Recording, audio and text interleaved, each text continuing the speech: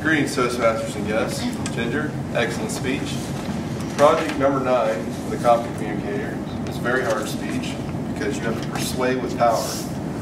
Just a list of the main objectives. The first one was to persuade listeners to adopt your viewpoint or ideas or to take some action. Ginger went out on a limb here. She took a phrase that's an old saying that's generally accepted. One bad apple spoils the bunch. She took a generally accepted saying and went against that and tried to convince you, the audience, with counterexamples. Now I thought that was, a sufficient challenge to do. Also, Ginger is perhaps not the most intimidating person in the world, so she's going to try a little bit extra harder to persuade with power.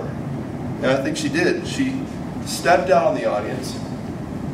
She looked at everyone. She tried to make eye contact with as many people as possible. I saw the whole time she was speaking, she was looking around. She wasn't fixated at one point.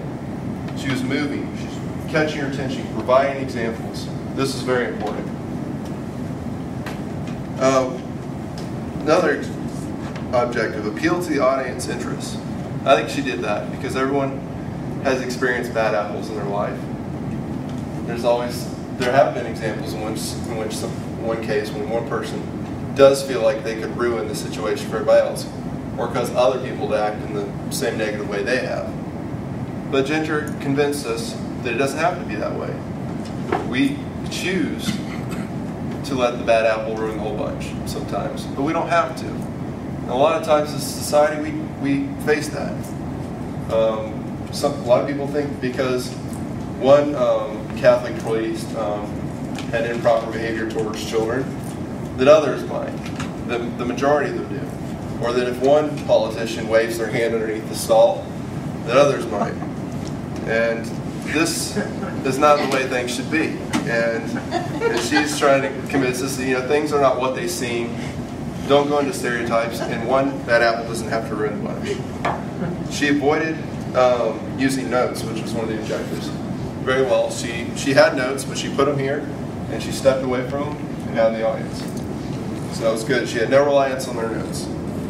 And she did use some logic and a little bit of emotion to support her position, particularly in the first example when explaining her husband's grief when the Catholic priest came over to stay. And some suggestions in which you can improve, since you have a short speech, selection of examples or the carrying them out is important for timing. Your first example took a lot longer to say than your second one. And I actually thought your second example was a stronger example with the subject you're going towards. So kind of keep that in mind with how you choose your examples and make sure they tie really strong with the topic. I mean, it was with the topic, things aren't what they seem, but the focus of your topic was about one bad apple ruining it for all, and the second example really brought that out. Try to work on that. Also, just the suggestion for perhaps this more for the video recorder, if for those who like to speak out in the audience, who stay out here and usually stay in this area, I don't think we really want to film a side profile of the speech, since in most speeches the audience is directly in front of you. Okay? Thank you, Ginger.